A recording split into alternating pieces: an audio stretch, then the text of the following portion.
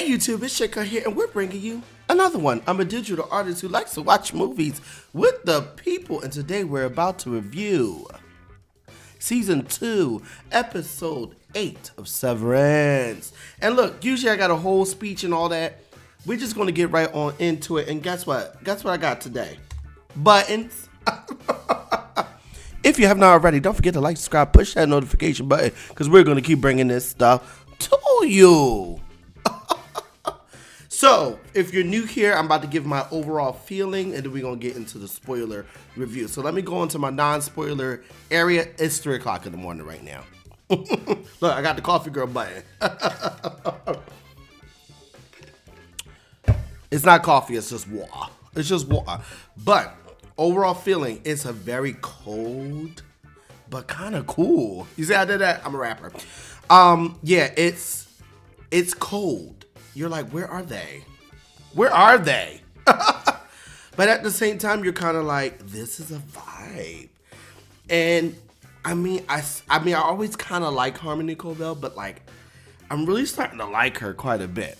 If I had to rank this episode, I'm gonna say 7.5 out of 10. This is another character development episode, just like last week, maybe a little bit in a different direction. But this moved us a little bit more forward than last week. I don't know. They both kind of moved us forward. So anyway, that's how it breaks down. Now, just so you know, okay, this is how it breaks down. We go into the recap, the characters, the twist or the shock of it all, the jaw dropping of it all, the confusion where I'm like, excuse me, and then my predictions. Okay, now listen. We getting into the spoiler territory. We about to spoil. So if you don't want to be spoiled, go and watch the episode, come back. If you don't mind being spoiled, stick around. Okay? Cue the music. Almost had a burp there. Okay. Recap. Recap is Gemma. Last week was about Gemma. You really will fall in love with Gemma. You realize Gemma is the best person, and you want Gemma to live, and you want Gemma to kill everybody. Okay? You want Gemma to end it all. So last week was all about Gemma. It was basically a flashback episode to learn. Well, not all flashback, but we learned a lot about Gemma and where Gemma is and what's Gemma dealing with. Gemma got 85 million innies, and she is trapped in the basement.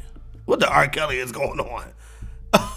Now I figured out hotkeys on my base, so now I need my hotkeys for my GIFs, because then we're gonna add those in as well. Play games if you want to. Play games if you want to. So I'm very excited about that. But that's pretty much the recap. We're gonna get right on into the characters. So let me slide this up here. So this basically is all about Harmony Cobel. And remember, she ran off few weeks ago after seeing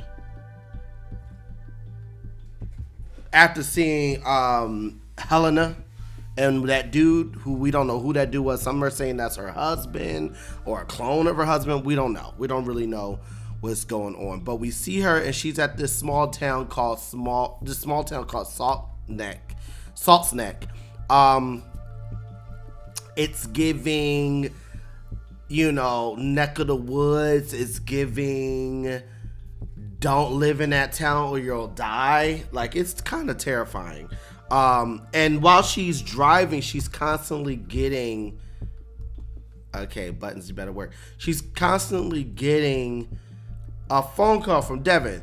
Now, I'm a little disappointed in Devon. Cause what, girl? Didn't she say don't call her? That being said, I'm glad she is calling her because, and I'll talk about it in predictions, but we can see, obviously, I want to move over a little bit better. Obviously, Cobel is making an adjustment in her life. But the thing is, Devon doesn't know that. So it's kind of like, why would you trust her after the situation that you just had? But I guess who do you run to? Who's she going to turn to? Who's she going to run to? I mean, the only person that makes sense is Devon, so I get it. I mean, the only person that makes sense is Cobel. But I'm just like, I'm with Assault. Don't call that lady. Don't call that woman. Anyway, so we meet her old friend, and we'll talk about the old friend, but we meet him, We meet him, and she wanted to meet him at an Old Lumon Factory. Excuse me? And she like, look, I need a ride to my mom's house. And you like, what's going on here? What's going on here? Okay. Now, this old friend, I don't know. I think, excuse me. Thank you, buttons. This old friend, lover, I don't know. Because they did have a little kiss moment, and you could tell they had some connection, but maybe it was a connection that never really ever grew or went to anywhere. And she, in this meeting, she was like, we were colleagues, like we were friends, we were colleagues. He was like, colleagues? How about child labor? Excuse me? How old? And I think they mentioned 8 years old, but I don't know where I heard that. So I don't know if I made that up in my mind or if they said it in this episode. But how old were they when this happened? Come on, coffee girl. I said, come on, coffee girl. I said, come on, coffee girl. Whatever, we'll do it manually. And this is the ignorosity. Whatever, coffee girl don't want to work. Coffee girl do not want to work. But I don't know. I don't know what Lumon is up to. But this whole child labor thing is crazy. So then we meet Sissy. And I hope I pronounced this right. Celestine Sissy Cobel. Who at first I thought was her aunt. I mean her sister. Like her older sister. But in the end credit, if you watch the Severance episode, after the credits, they have a little thing, and they said her aunt. So I'm like, okay, that's her aunt. And it makes a little bit more sense. But at first I'm like, maybe it's the oldest, and then she just kind of like left and did her own thing, and the oldest sister took care of the mom. That was the energy I was getting. But now I can see that that's the mom's sister, which is her aunt. Okay, no problem. But they are not in good terms at all. And this lady here seems to be a lot more devoted to care. A lot more devoted to care than Harmony Cobel is. And maybe they were evenly like deeply into it, but now because Harmony is pulling back. She's pulling back, and I think that's necessary. Because this stuff right here, out of order. What's this rock about? Out of order. All right, let's move on to the twist and the shock of it all. I think the first twist and shock, not me feeling bad for Cobel. Not me feeling bad for the Cobel of it all. And she slaps the mess out of Cobel. Sissy slaps the mess out of Cobel, you understand? So she slaps her after Cobel accused her of killing her mother. And I don't think it was just the accusing of killing, but it was just the smartness and just egging her on, and then she slapped the mess out of her. I thought it was about to be a situation. It was not, but I thought it was going to be. Okay? And she explains that, like, she was suffering. Like, you should basically, like, when she removed the tube. Well, we find out later who removed the tube. But when the tube was removed, you could see relief on the mother's face. So I guess she was in a lot of pain, and this was a way of being relieved of her pain. So it's obviously a sad situation. So then, they're having a back and forth. Miss Cobel goes to search for the key because she needs to get into her mother's room because she's looking for a particular thing that we find out later what it is. So she thinks, okay, maybe it's her mother's room, but her mother's room is locked, which she did mention why, but either way, it's like kind of strange because, like, girl, what's going on here? Anyway, so she gets the key and she goes to her mother's room and she grieves a little. I mean, really a lot. It was a little strange at first. I'm like, what's going on? Why is she doing this? And then you just realize, I think she's just grieving. I don't think it was any particular think she was trying to do. Maybe she was just trying to feel where her mother felt, and that's why she put the tube in her mouth. I'm not really sure. It was weirdly sad and beautiful at the same time. Like, these shots down here, they're a little hard to see, but they are so beautiful with this sun coming in. And this episode is very cold, and compared to last week, which had a lot of back and forth, cold, warm. This one was very blue, very cold, very Keagen, very Lumon. However, this scene, this moment with the sunlight coming in, was warm, kind of showing like there's some hope inside of Cobel of being a normal human being. And then there's another shot, I think it's next, I'm not sure. Another shot when the old friend comes in with the lamp. I don't know if it's the next shot or not. But that was like the first time we really get a little bit of warmth in this whole episode, really, to be honest, except in the nighttime. But to me, that wasn't true warmth. Or maybe it was, because you get a lot of truths. To me, the warmth, the red and the warmth inside of this episode shows a lot of truth. Like, when is it the truth? When is the reality setting in? And that's when the red comes in. Rather it's bad or good, here's the truth. Whereas the blue is usually a lie or cold, because that's what Keagen kind of stands for. And that's what Cobel has been kind of stuck and trapped under her whole life. Rather she agrees with this or not, rather she feels it or not, she's been kind of trapped in this belief in the system that she's been set under. It's kind of crazy. It's kind of sad too. So where was I? Hold on. I got a little on a tangent here. Yeah, she grieves. Okay, yes. So then she goes and finds her old Keagen notes and plans in the basement cellar of the house. Something clicked where she's like, wait a minute, I think I know where it is. And you can see here a little bit of the notes that was inside that book. I couldn't really read what it said. Maybe you can see it here if you're looking. But I was just kind of like, okay, what's this about? What's this about? And guess what? She goes to show Sissy. Because Sissy is like, you owe it. Let me see what this image is. Oh, you owe it to Keagen. And before I wish I had the picture here, but before she even lashed out to her, I was like, owe it to Keagen. Before I even knew what these paperwork was about, I felt like, as much as we don't agree or like Miss Cobel and her actions and her connection with this job, you cannot act like she didn't do her job. You cannot act like she didn't know what she was doing. You cannot act like she didn't do her best to fix the problem when they did that overtime situation. So it's kind of like, oh, Keagen. No, Keagen owes her. What are we talking about? What are we talking about? And she was shooketh. Because then she was like, well, why you ain't show me these documents? So we come to find out, these documents is the plan. It's the whole situation coming from Miss Cobel. So Miss Cobel came up with the ideas and all the this and that and this and that. And then Keagen took credit for it. And then she was like, well, why didn't you say anything? She was like, because I was told that if I say something, if I try to take credit, then I'll be banished. Then what the aunt tried to do. Come on, Buttons.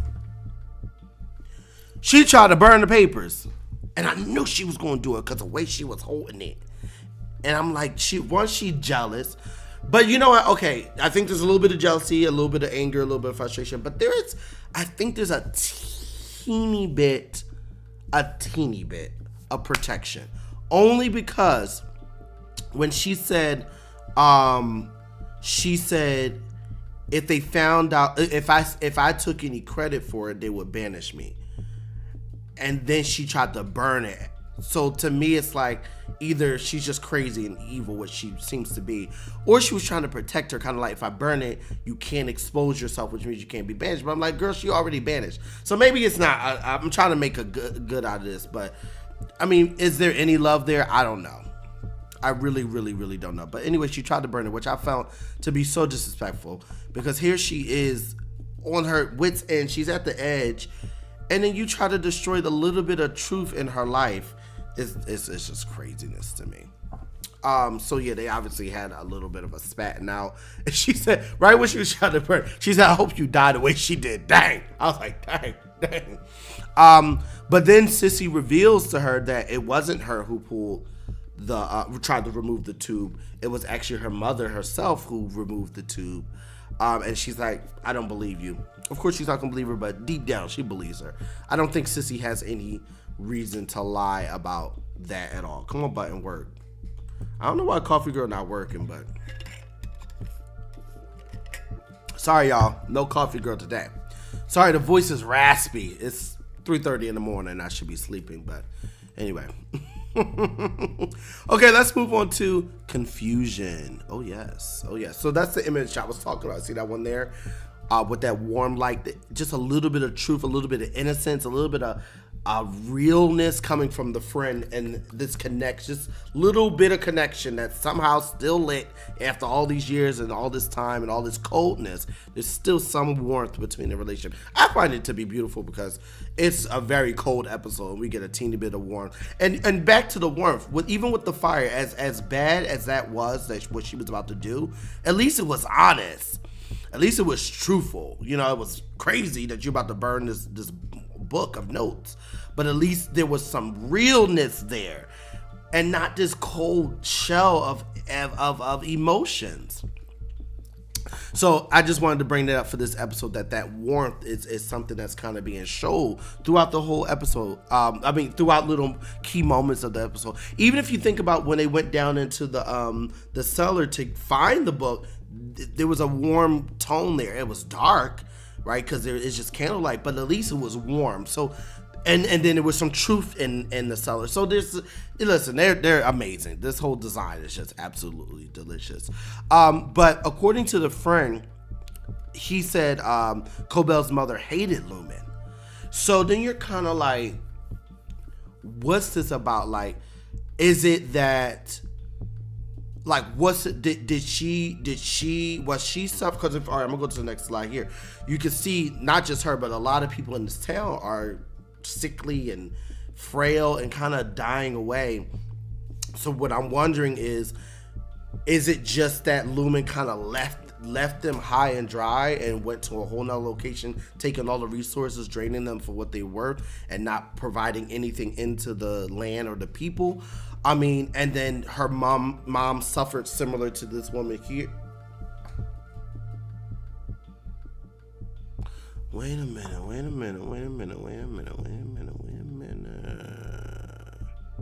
Because this woman has a breathing thing going on. A lot of people can tell it's sniffing some drug or whatever. Because even if I go back here, the old friend, I don't think they gave him a name. He did some like sniffing drug thing. Right in the beginning, I don't have a picture, but in the beginning, the guy was sniffing out of a bag. So I don't know if this obviously has something to do with Lumen. So the mom must have hated Lumen. But this is my thing. Now we hate Lumen because we know what it has done. But in the beginning stages, how could she have hated Lumen unless she knew something? Maybe the mom knew something deeper or knew the trajectory of which way Lumen was going to go and just hated it for that. I don't know. I want to know what the mom's reason of hating Lumen is, and that's what I need to understand. And I want to know, why is it that Miss Cobel, why is that Sissy knew it, but I don't know if she cared to really understand why her mom hated it. And then I think Miss Cobel didn't get a chance to find out because she explained that Miss Cobel went away to school to learn about, Lumen and all that stuff. So she didn't have the time to hear from her mom basically on that regard. So I want to know what her mom's perspective is on that and what happened to this town for real with that factory, and why did they leave those people to die, basically, if we're going to get straight to the point. And that's just, Lumen, Lumen is Lumen is horrible, y'all. It's really bad. And last week's episode made me really realize how dark, because you got this woman trapped in a basement for 2 years. And I didn't say this last week, but it came to me this week. I think that Gemma is trapped. I think that Gemma signed up for this, but didn't realize how bad it really was. I think she was told that she could maybe have a child, or they can fix whatever their health situation is, because she was obviously desperate to have a child. And I think they used her desperateness against her.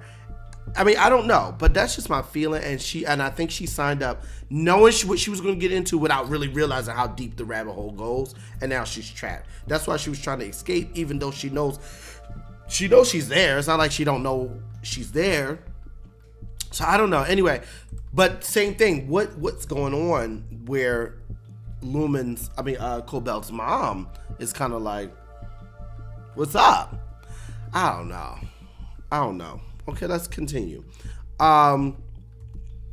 So Miss Cobel finally answers the phone for Devon, and I have some predictions on a little bit of predictions this week. I have a lot of predictions that are waiting for certain moments, so we can't really talk about. But anyway, Miss Cobel finally answers the phone for Devon.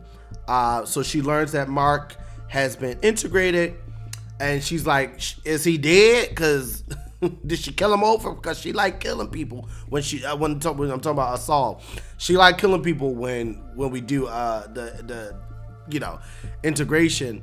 And then and she's like, tell me everything. Get Mark on the phone. Tell me what's going on. So now what? What now? Like, is she going to really help? Is she about to take Lumon down? I don't know. Let's talk about it. Let's go into the predictions. So I think overall, for those who don't know, this is how we do predictions. I give you the predictions that I think is going to happen maybe next week or from this information, this new information, and then I go into the previous weeks and see what predictions maybe came true or fulfilled, or maybe I got wrong. This one, we can't go back much because a lot of that I have here, I got a lot here that just isn't revealed because it's about the characters we haven't seen for 2 weeks. We haven't seen them for 2 weeks, so we're not going to talk about the stuff that doesn't pertain to any of the characters. So I don't have much, but we'll talk about this week. First of all, I think Miss Cobel is going to fully go on the good team. She ain't going to be good. She's just going to go on the good team. I think she's going to be still a little mean and cold and dark, but I think she'll be just on the right side of history for once, because I think she's been proven that Lumon is not a good place, and you've been corrupted because this has been kind of part of your life since you was a child, whether you knew it or not. So I think she is starting to feel that and realize it's time to get out. And there's obviously a really big connection between her, Devon, and Mark. Now people are thinking that's her children, that she's the mom, and I'm starting to feel that more too, because why is she helping them? I mean, let's get to the point here. So I don't know. And I said, and we'll now make a plan with Devon, Mark, and Assault. I think they're going to be a good team of 4. And you know who I think is going to join that team? I think they're going to connect with Irving. Somehow. I don't know how, but somehow they're going to connect with Irving. Either she's going to be like, we need to call Irving, or they already had a connection. Somehow Irving's going to get involved with this outside team. And they're going to take down Lumon. I don't know how they're going to do it. It may not be this season. It's probably not going to be this season. It's probably not even going to be the 3rd season. But season 4, they are going to take Lumon down, because Lumon needs to go down to the ground. Down to the ground. And I also think that old friend is going to come in handy at some point. Maybe next episode, maybe final episode. I don't know how, but he seems to be a really good person. He reminds me, actually, if you ever seen Silo, I just finished a few weeks ago, or maybe a few months ago now at this point, Silo season 2. But he reminds me of Knox. If you know Knox, he gives me this Knox energy. And Knox at first I thought was not good, but he turns out to be a really good guy. So anyway, the old friend reminds me of him, and I think that's what's going to happen there. And then last week, the only thing I can really talk about, I said they will call Miss Cobel being convinced by Mark. I don't know if Devon was convinced by Mark. Well, I think we'll find out. But either way, they did call Miss Cobel. So that was correct. But That was kind of obvious that was going to happen because we knew Miss Cobel was going to come in handy. I just didn't know it was going to be a whole episode about her. But I'm glad we got that. Okay, let's go back to the full cam. Oh, yes. Oh, yes. So, yeah, this was a really good episode. It was not, super fun and flashy or really super like epic like last week was or in some of the other ones, but I think I just like Miss Cobel's acting so much, and because her acting is so good, even though the episode, I ain't gonna lie, was a little flat, the ranking stayed high because of her acting and her being and her mystery and her story, and then you start to feel bad for her because then you realize, dang, like she's kind of just trapped in this idea and this concept, so it's not her fault. I mean, it's her fault, but it's not her fault. I mean, she's not a young woman, so she had a lot of chances to change, but sometimes it takes a long time. So you grow to kind of like really like her. So anyway, I really enjoyed that. First of all, I want to thank you guys so much for all your support. I don't know why it seems like ever since I made there we go. Okay. Ever since I made the little thingies. But anyway, I really appreciate you guys with the Etsy shop. You guys have been supportive, getting my stickers, checking it all out. I do have a sale going. I should have a sale going for Women's History Month. I think it's 75% off. So go ahead and get your stickers. They are very, they're custom made. I got a lot of fun stuff, not just black stuff, but all different type of fun stuff. So get yourself some stickers. If you haven't, oh my gosh, things ain't thinking as they supposed to think. Okay, let's just do it manually. You know what? Oh gosh, it's just not doing what it's supposed to do. I'm not sure why it's not working. But if you have not already, don't forget to like, subscribe, push that notification button, because we're gonna keep bringing this stuff to you. That's it.